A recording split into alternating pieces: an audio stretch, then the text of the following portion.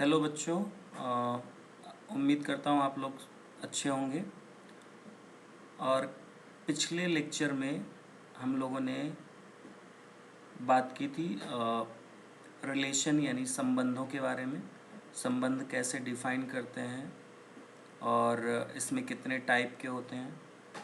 तो उसी से रिलेटेड ये प्रश्नावली है 1.1 रिलेशन एंड फंक्शन या संबंध एवं फलन चैप्टर में, जिसका पहला क्वेश्चन कह रहा है कि निर्धारित कीजिए कि क्या निम्नलिखित संबंधों में से प्रत्येक स्वतुल्य, सममित तथा संक्रामक हैं। तो इसका हम पहला सवाल यहाँ पर हल करने वाले हैं अभी। तो इसमें कह रहा है कि समुच्चय A बराबर 1, 2, 3 से लेकर के 13, 14 में संबंध R इस प्रकार परिभाषित है कि R बराबर x, y such that 3x - y बराबर 0। ठीक है, तो हमें इस संबंध के बारे में बताना है कि वो स्वतुल्य होगा, सममित होगा या संक्रामक होगा या तीनों होगा या कोई दो प्रॉपर्टी होंगी उसमें। ठीक है, तो देखते हैं इसमें।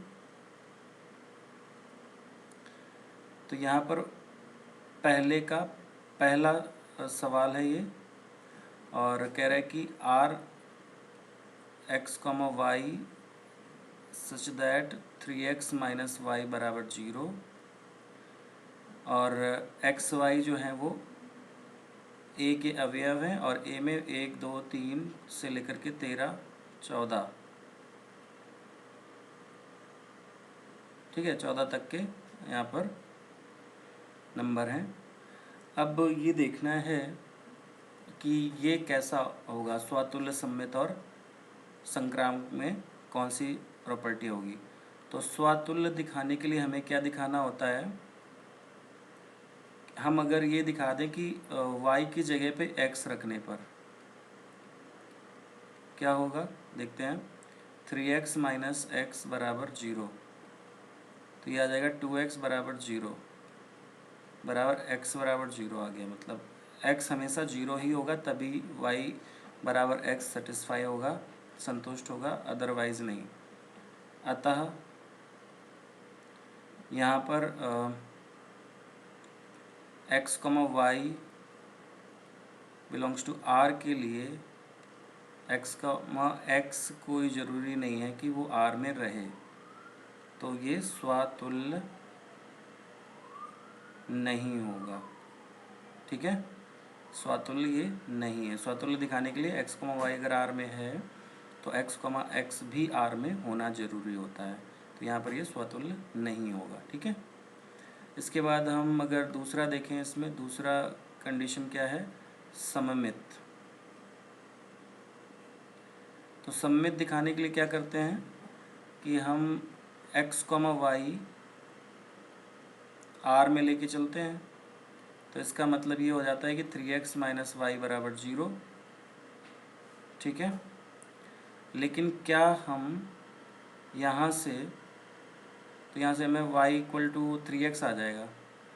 अब क्या हम x = 3y लिख सकते हैं, तो ये क्वेश्चन मार्क है। मतलब x = 3y यहाँ पर हमेशा नहीं आएगा।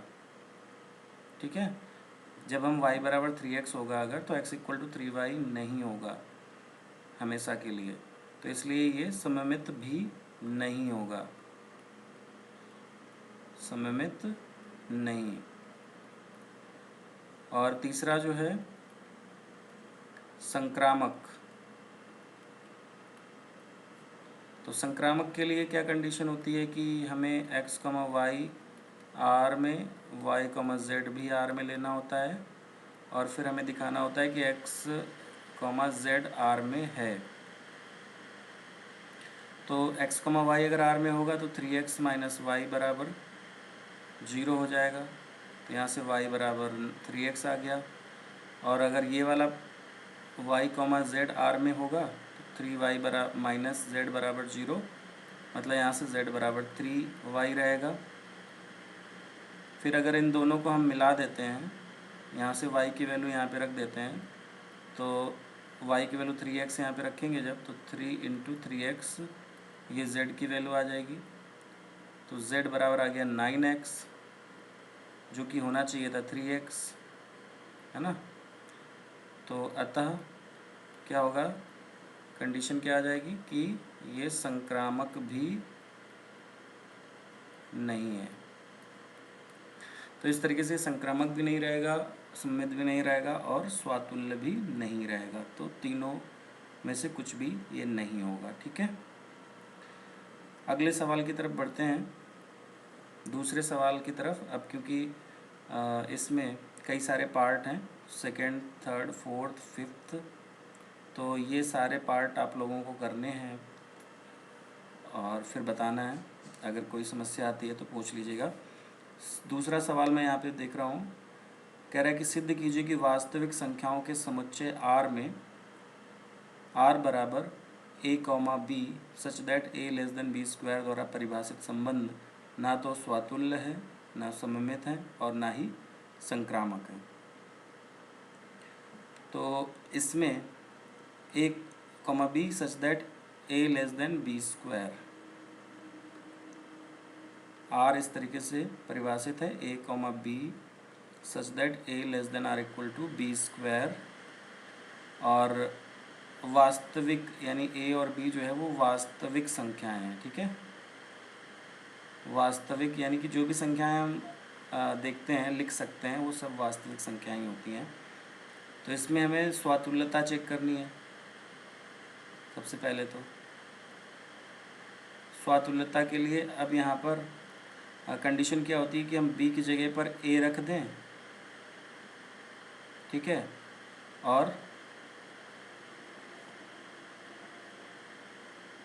कंडीशन सेटिस्फाई हो जाए।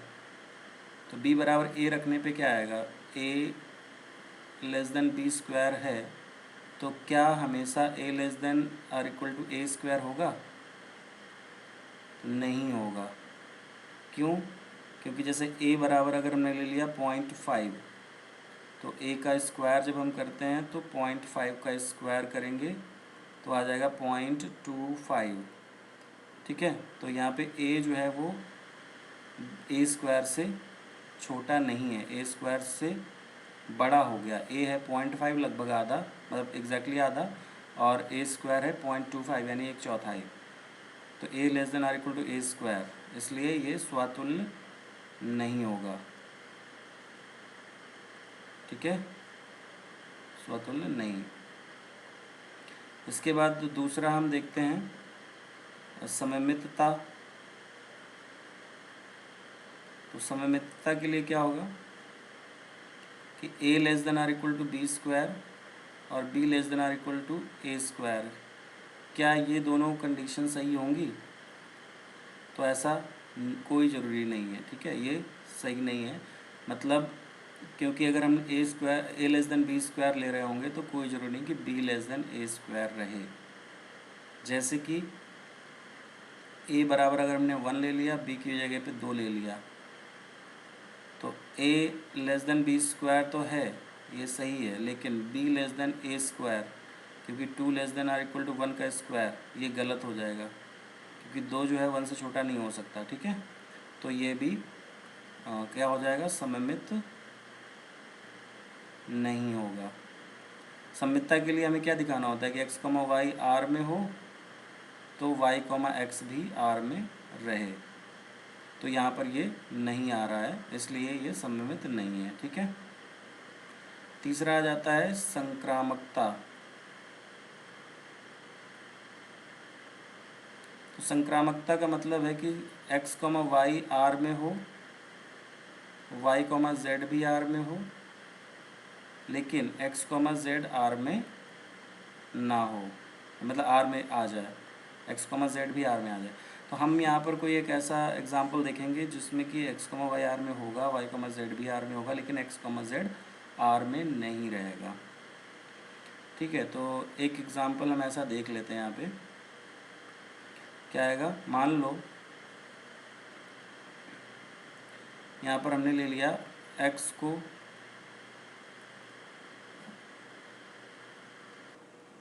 तो यहाँ पर हम जब x बराबर 1 ले लें, y बराबर -2 ले लें, z बराबर 0.5 ले लें अगर, तो x less than or equal to y square होगा, क्योंकि 1 जो है वो less than or equal to -2 का होल स्क्वायर सही है, मतलब 4 से छोटा रहेगा। y less than or equal to z square अगर हम देखें तो -2 जो है वो जेड यानी कि 0.5 से होल स्क्वायर से छोटा ही रहेगा, क्योंकि ये नेगेटिव है तो इससे तो छोटा छोटा ही रहेगा, ये भी सही हो गया।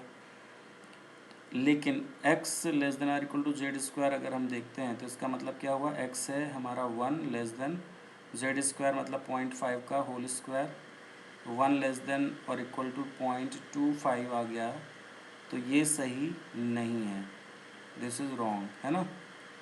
तो इसका मतलब ये हुआ कि x, y जो है वो r में है, yz भी r में है, लेकिन x, z r में नहीं आ रहा है, तो नॉट ट्रांसिटिव आ जाएगा। ये नॉट ट्रांसिटिव मतलब संक्रामक नहीं रहेगा, ठीक है। तो हो गया, तीनों यही हमें दिखाना था कि संक्रामक नहीं है, स्वतुल्य नहीं है और सममित नहीं है। तो ये दूसरा सवाल इस तरीके से आ जाता है। तीसरा सवाल यहाँ पर कह रहा है कि जांच कीजिए कि क्या समुच्चय इसमें r बराबर a, b such that b बराबर a+1 द्वारा परिभाषित संबंध r स्वतुल्य, सममित या संक्रामक है। तो जैसा हमने फर्स्ट और सेकंड क्वेश्चन किए हैं वैसे ही इसमें भी होगा। इसमें अगर हम b की जगह a रख देते हैं तो a बराबर a+1 जो कि सही नहीं है, तो फिर स्वतुल्य नहीं रहे। सममित के लिए क्या हम a और b को आपस में बदल सकते हैं? अगर b बराबर a+1 है तो क्या a बराबर b+1 होगा? नहीं, ऐसा नहीं होगा, तो ये सममित भी नहीं रहेगा। और संक्रामक के लिए अगर b बराबर a+1 है, c बराबर b+1 है, तो क्या c बराबर a+1 होगा? नहीं, ऐसा बिल्कुल नहीं होगा, तो ये संक्रामक भी नहीं रहेगा। तो तीसरा जो सवाल है उसमें ना तो वो स्वतुल्य है, ना ही सममित है, ना ही संक्रामक है, तीसरे सवाल में भी। चौथा सवाल में कह रहा है कि सिद्ध कीजिए कि r बराबर a, b such that a less than or equal to b द्वारा परिभाषित संबंध स्वतुल्य संक्रामक है किंतु सममित नहीं है। तो इसको देख लेते हैं, a less than or equal to b स्वतुल्य और संक्रामक है लेकिन सममित नहीं है, ठीक है। तो हम चौथा सवाल यहाँ पर करने वाले हैं। r है a, b such that a less than or equal to b। तो सबसे पहले हम इसमें चेक करेंगे कि क्या ये स्वतुल्य है। स्वतुल्य के लिए हमें दिखाना होता है कि b बराबर अगर हम a रख दें तो a less than or equal to b और a less than or equal to a, b की जगह a रख देंगे तो क्या ये सही लिखा है? अगर सही लिखा है तो फिर जो है ये स्वतुल्य हो जाएगा। सही नहीं होता है तो स्वतुल्य नहीं होता, तो ये स्वतुल्य हो गया, ठीक है। और फिर हम सममित चेक करेंगे। तो सममित में क्या होता है कि अगर a less than or equal to b है तो क्या हम b less than or equal to a लिख सकते हैं? नहीं, ये सही नहीं है, ठीक है। तो ये सममित नहीं होगा, क्योंकि अगर 1 2 से छोटा होता है तो क्या 2 1 से छोटा होता है? बिल्कुल नहीं होता है, ये गलत है ना, तो सममित नहीं होगा। इसके बाद तीसरा आ जाता है संक्रामक। तो संक्रामक में हम यहाँ पर देखेंगे कि a अगर b से छोटा है, b अगर c से छोटा है, तो इन दोनों को अगर हम मिला करके देखें तो a जो है वो c से छोटा आ जाएगा। तो इसका मतलब ये हुआ कि a, b r में है, b, c भी r में है, और इससे हमें मिल रहा है कि a, c भी r में है, तो ये संक्रामक हो जाता है, ठीक है, संक्रामक हो जाएगा। तो इस तरीके से यहाँ पर ये स्वतुल्य और संक्रामक है लेकिन सममित नहीं होगा। आया समझ में? तो ये चीज़ें जो है फोर्थ में इस टाइप से उसको हमें लिखना है पूरा प्रॉपर तरीके से, तो इसको नोट्स में ज़रूर लिखते रहना। अगले सवाल के लिए अगर हम देखें 5वें सवाल में, तो इसमें कह रहा है कि r बराबर a, b such that a less than or equal to b के द्वारा परिभाषित संबंध स्वतुल्य, सममित अथवा संक्रामक हैं, जांच करना है। तो जैसा ये सवाल है बिल्कुल वैसा ही अभी हमने जो सवाल किया था दूसरा नंबर और तीसरा 5वां नंबर बिल्कुल एक जैसे ही सवाल हैं, ठीक है। तो इसको आप लोग ट्राई करिएगा। 5वां एक जैसा ही है, बिल्कुल दूसरे के जैसा। छठा सवाल अगर हम देखें, सिद्ध कीजिए कि समुच्चय 1 2 3 में से r बराबर 1 2 2 1 द्वारा प्रदत्त संबंध r सममित है किंतु ना तो स्वतुल्य और ना ही संक्रामक। तो सममित तो दिखाई दे रहा है क्योंकि 1, 2 है और 2, 1 है, मतलब x y है, y x भी है, तो सममित हो गया। लेकिन स्वतुल्य नहीं होगा क्योंकि 1 1 नहीं है या 2 2 भी नहीं है। ठीक है, स्वतुल्य होने के लिए दोनों नंबर सेम होने चाहिए, तो वो इसमें नहीं आ रहे हैं। और संक्रामक भी नहीं होगा क्योंकि 1 2 है और 2 1 है, तो 1 1 भी होना चाहिए, तो संक्रामक नहीं है ये। ठीक है, 7वें सवाल में सिद्ध कीजिए कि किसी कॉलेज के पुस्तकालय की समस्त पुस्तकों के समुच्चय ए में r बराबर x, y such that x तथा y में पेजों की संख्या समान है। द्वारा प्रदत्त संबंध r एक तुल्यता संबंध है।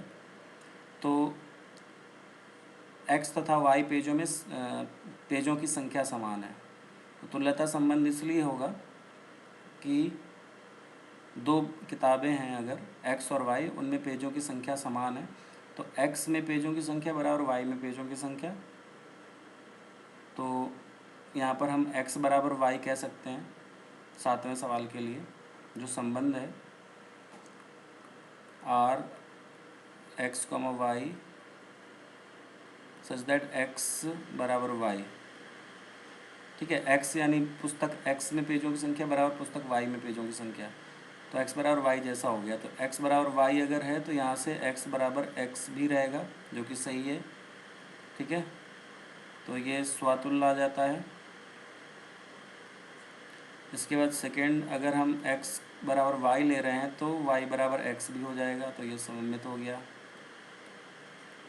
तीसरा, अगर x बराबर y ले रहे हैं, y बराबर z ले लें, तो ये x बराबर z भी आ जाता है यहाँ पे, तो ये संक्रामक भी हो गया। ठीक है, तो इस तरीके से स्वतुल्य भी हो गया, सममित भी हो गया, संक्रामक हो गया, इसलिए ये तुल्यता संबंध हो जाता है। तुल्यता संबंध के लिए क्या होता है कि तीनों कंडीशन होनी चाहिए, मतलब स्वतुल्य हो, सममित हो और संक्रामक भी हो, तो ये तुल्यता संबंध भी हो जाएगा। 7वां सवाल बहुत ही आसान है। 8वें सवाल में कह रहा है कि सिद्ध कीजिए कि a अगर 1 2 3 4 5 हो, r बराबर a, b such that a minus b सम संख्या है। द्वारा प्रदत्त संबंध एक तुल्यता संबंध है। और प्रमाणित कीजिए कि 1 3 5 के सभी अवयव एक दूसरे से संबंधित हैं और समुच्चय 2 4 के सभी अवयव एक दूसरे से संबंधित हैं, परंतु 1 3 5 का कोई भी अवयव 2 4 से किसी अवयव से संबंधित नहीं है। तो 8वां सवाल देख लेते हैं यहाँ पे। 8वें सवाल के लिए r बराबर दिया हुआ है a, b और मॉड a माइनस b सम संख्या है, और a जो दिया है यहाँ पे समुच्चय 1 2 3 4 5 नंबर इसमें है समुच्चय में। तो अब यहाँ पर हमें ये देखना है कि a माइनस बी सम संख्या होनी चाहिए। तो r में जो अवयव आएंगे सारे अगर हम लिस्ट कर लें, मतलब अगर हम 1 देखेंगे तो 1 के साथ में ऐसा नंबर देखेंगे जिसका मतलब डिफरेंस लेने पे सम आ जाए, यानी कि हम 2 नहीं ले सकते तो 3 लेंगे, तो 1, 3 1, 5 फिर 2, इनके उल्टा भी ले लेंगे 3 1 और 5 1 भी आ जाएंगे। इसके बाद फिर 2, 4 और 4, 2 हो गया। फिर 3, 5 और 5, 3 भी हो गया। ठीक है, तो इस तरीके से हो गया। अब और तो कुछ बचेंगे नहीं, हाँ ये इतने आएंगे। तो इनमें कहीं पर भी अगर हम अंतर देखेंगे दोनों संख्याओं के बीच में, तो फिर मतलब एक सम संख्या का अंतर होना चाहिए। तो ये सारे मतलब अवयव होंगे इस संबंध के। अब इसमें ये देखना है कि ये एक तुल्यता संबंध है, तो पहली कंडीशन क्या है कि यदि अच्छा और भी तो अवयव आएंगे, 1 मिनट, इसमें आ जाएगा और एक आ जाएगा 1, 1 2, 2 3, 3 4, 4 5, 5 भी आ जाएंगे। ठीक है, तो इस तरीके से अगर x, y r में है तो x माइनस वाई सम संख्या होगा। तो अगर हम y की जगह पे x रख दें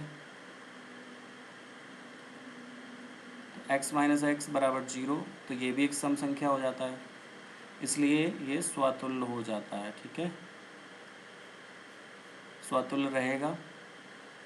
इसके बाद दूसरा कंडीशन है कि सममित अगर हम देखें तो x, अगर हम x की जगह पर y लिख दें, यानी कि x माइनस वाई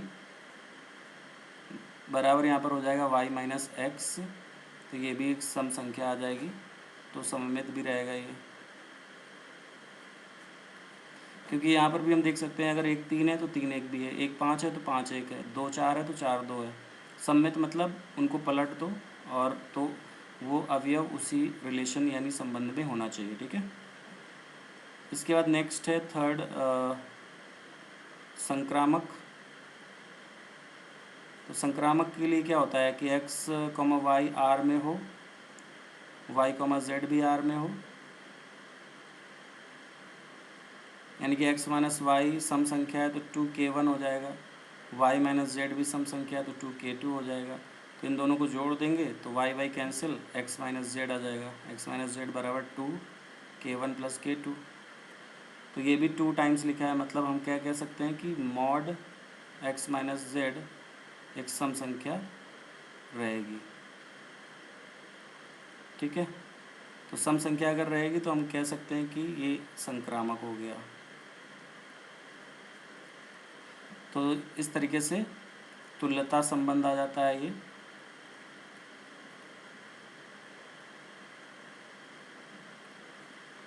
अब इसके बाद इसमें जो कंडीशन नेक्स्ट वाली है उसमें कह रहा है कि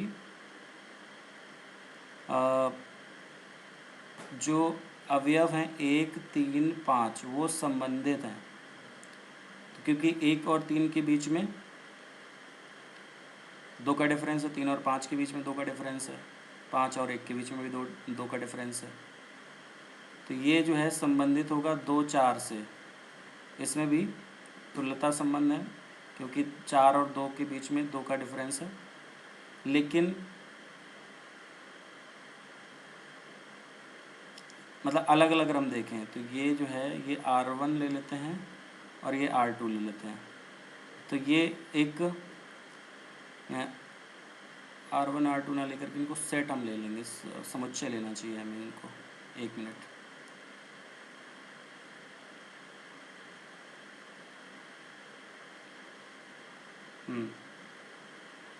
ये हमारे पास A समुच्चय ले लेते हैं और ये B समुच्चय ले लेते हैं। तो ये क्योंकि इनके बीच में डिफरेंस 2 का चल रहा है या 4 का चल रहा है, मतलब सम संख्याओं का अंतर है, इसमें भी सम संख्याओं का अंतर है, तो ये दोनों अलग अलग जो है R रिलेशन द्वारा बंधे हुए हैं, लेकिन A का B के साथ कोई कनेक्शन नहीं है, A व B संबंधित नहीं है। ठीक है, क्योंकि 1 और 2 के बीच में डिफरेंस 1 का आ जाएगा जो कि सम संख्या नहीं होगी, 3 और 4 के बीच में डिफरेंस 1 का आ जाएगा जो कि सम संख्या नहीं है। तो A और B दोनों संबंधित नहीं है, लेकिन A के साथ संबंधित है, B और B के साथ संबंधित है। ठीक है, तो ये इसका तरीका रहेगा।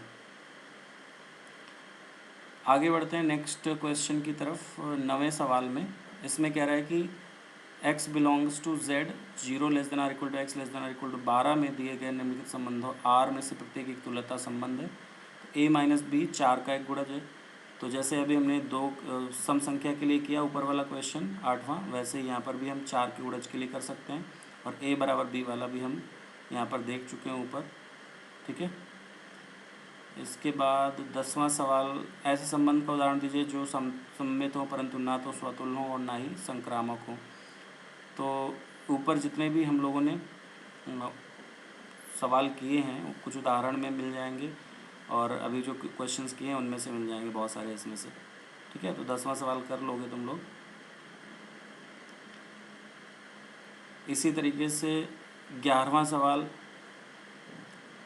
सिद्ध कीजिए कि किसी समतल में स्थित बिंदुओं के समुच्चय में R बराबर P, Q बिंदु P की मूल बिंदु से दूरी बिंदु Q की मूल बिंदु से दूरी के समान है। यानी कि ओरिजिन से पी की दूरी और ओरिजिन से क्यू की दूरी बराबर, यानी ओ पी बराबर ओ क्यू, और आर एक तुल्यता संबंध है। तो ये भी आसान है, क्योंकि ओ पी बराबर ओ क्यू होगा तो ओ पी बराबर ओ पी भी रहेगा, यानी स्वतुल्य हो गया। और अगर ओ पी बराबर ओ क्यू है तो ओ क्यू बराबर ओ पी हो जाएगा, तो ये सममित भी हो जाएगा। और अगर ओ पी बराबर ओ क्यू ले लें, ओ क्यू बराबर ओ आर ले लें, तो ओ पी बराबर ओ आर भी आ जाएगा, तो ये संक्रामक भी हो जाएगा। इसलिए तीनों अगर हो जाता है तो तुल्यता संबंध हो जाएगा। ठीक है, तो 11वां सवाल आसान है, इसको लगाना है तुम लोगों को। 12वें सवाल में कह रहा है कि सिद्ध कीजिए कि समस्त त्रिभुजों के समुच्चय ए में T1 T2 के समरूप है। तो ये वाला सवाल हम लोग कर चुके हैं पिछले लेक्चर में। समरूपता संबंध जो है तुल्यता संबंध होता है, क्योंकि T1 T2 अगर समरूप है तो T1 T1 के भी समरूप रहेगा, T1 T2 समरूप है तो T2 T1 के समरूप रहेगा, और T1 T2 समरूप है तो T2 T3 समरूप है तो T1 और T3 भी समरूप रहेंगे। तो इस तरीके से ये जो है स्वातुल्य हो जाएगा, सममित हो जाएगा और संक्रामक भी हो जाएगा। इसको हम लोग कर चुके हैं। ठीक है, तो 12वां सवाल हो जाता है। इसके बाद 13वें सवाल में कह रहा है कि सिद्ध कीजिए कि समस्त बहुभुजों के समुच्चय ए में आर बराबर P1 P2 such that P1 तथा P2 की भुजाओं की संख्या समान है। तो बहुत सारे बहुभुज हैं, P1 और P2 की भुजाओं की संख्या समान है, और ये एक तुल्यता संबंध है। तो P1 और P2 की संख्या समान है अगर, तो P1 और P1 की संख्या भी समान रहेगी, तो ये स्वतुल्य हो गया। P1 बराबर P2 तो P2 बराबर P1, तो सममित हो गया। P1 बराबर P2, P2 बराबर P3 तो P1 बराबर P3 भी हो जाएगा, तो इसलिए ये संक्रामक भी हो जाता है, तो तुल्यता संबंध हो जाएगा। 3, 4 और 5 लंबाई की भुजाओं वाले समकोण त्रिभुज से संबंधित समुच्चय ए के सभी अवयवों का समुच्चय ज्ञात कीजिए। तो इसमें जो है P1 तथा P2 की भुजाओं की संख्या समान है, यानी कि 3, 4, 5 लंबाई की भुजाओं वाले समकोण त्रिभुज से संबंधित समुच्चय ए के सभी अवयवों का समुच्चय ज्ञात कीजिए। तो कोई भी समकोण त्रिभुज ले लो जिनमें 3, 4, 5 के मल्टीपल कर लेते हैं तो 6, 8 और 10 हो जाएगा। फिर 3 का मल्टीप्लाई कर दो, इसमें गुणा करा दो तो 9, 12 और 15 हो जाएगा। तो इस टाइप के सारे जो है अवयव आ जाएंगे उसमें। 14वें सवाल में XY समतल में स्थित समस्त रेखाओं का समुच्चय है, और L1 L2 L1 समांतर L2, तो ये भी एक तुल्यता संबंध है, क्योंकि L1 L2 के समांतर होगा तो L1 खुद अपने आप के भी समांतर होता है, तो स्वतुल्य हो जाएगा। L1 और L2 अगर समांतर हैं तो L2 और L1 भी समांतर होंगे, तो ये सममित हो गया। L1 और L2 अगर समांतर हैं, L2 और L3 समांतर हैं, तो L1 और L3 भी समांतर हो जाएंगे, तो ये हमारा संक्रामक भी हो जाएगा। तो इस तरीके से तीनों अगर हो जाता तो तुल्यता संबंध आ जाएगा। और कह रहा है कि सिद्ध कीजिए कि आर एक तुल्यता संबंध है, तो इस तरीके से सिद्ध हो जाता है। और इसके बाद बताना है कि रेखा y बराबर 2x + 4 से संबंधित समस्त रेखाओं का समुच्चय ज्ञात कीजिए। तो दो, क्योंकि हमें समांतर की बात करनी है, तो y बराबर 2x + c सारी रेखाओं का समुच्चय हो जाएगा। 4 की जगह पे कोई भी नंबर बदलते चले जाओ, वो सारे जो है इसी समुच्चय में आएंगे। ये 2x ही रहेगा। ठीक है, मतलब उसका जो ढाल है या प्रवणता है वो नहीं बदलेगी, 2 ही रहेगी। केवल ये 4 की जगह हम कोई भी नंबर रख सकते हैं, तो उस समुच्चय के समस्त रेखाएं आ जाएंगी उसमें। ठीक है, इसके बाद इसमें 15वां और 16वां 2 सवाल और रह जाते हैं। 15वां सवाल कह रहा है कि मान लीजिए समुच्चय 1, 2, 3, 4 में r बराबर 1, 2, 2, 2, 1, 1, 4, 4, 1, 3, 3, 3, 3, 2 द्वारा परिभाषित संबंध r है, और निम्नलिखित में से सही उत्तर चुनिए। तो r स्वातुल्य तथा सममित है किंतु संक्रामक नहीं है। तो ये चेक करके बताना है, फिर बताना कि कौन सा आएगा। ठीक है, देख सकते हो इसको, जैसे कि 1, 2 है, 2, 2 है, 1, 1 भी है, 2, 2 भी है, 3, 3 भी है, 4, 4 भी है। तो आइडेंटिटी टाइप के सारे मिल जाएंगे, तो स्वतुल्य तो होगा ही। ठीक है, और सममित है कि नहीं देख लेते हैं। 1, 2 है तो 2, 1 होना चाहिए, तो सममित नहीं है ये। ठीक है, 1, 2 है लेकिन 2, 1 नहीं है, तो सममित नहीं है।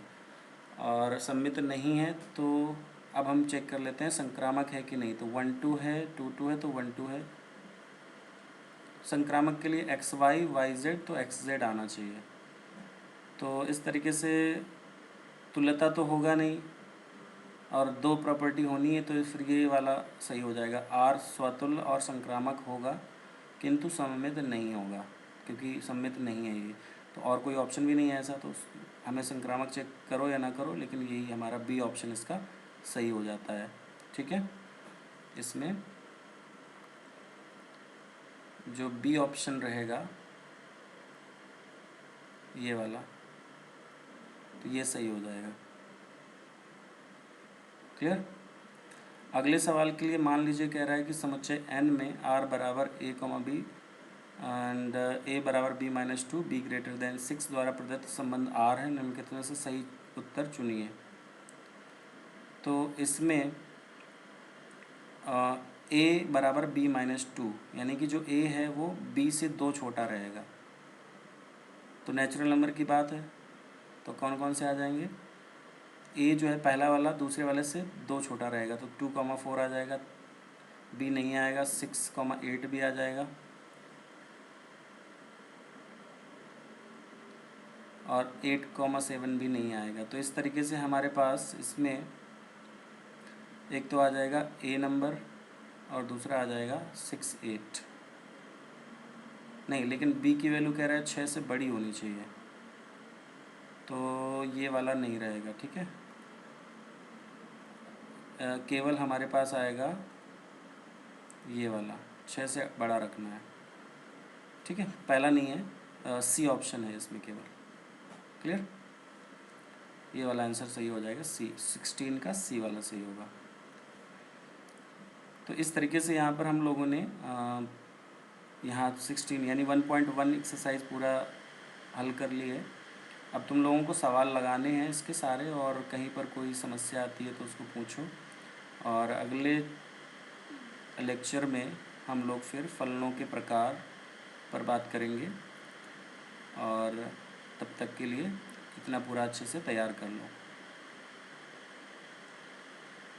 आई hope you understand the explanation.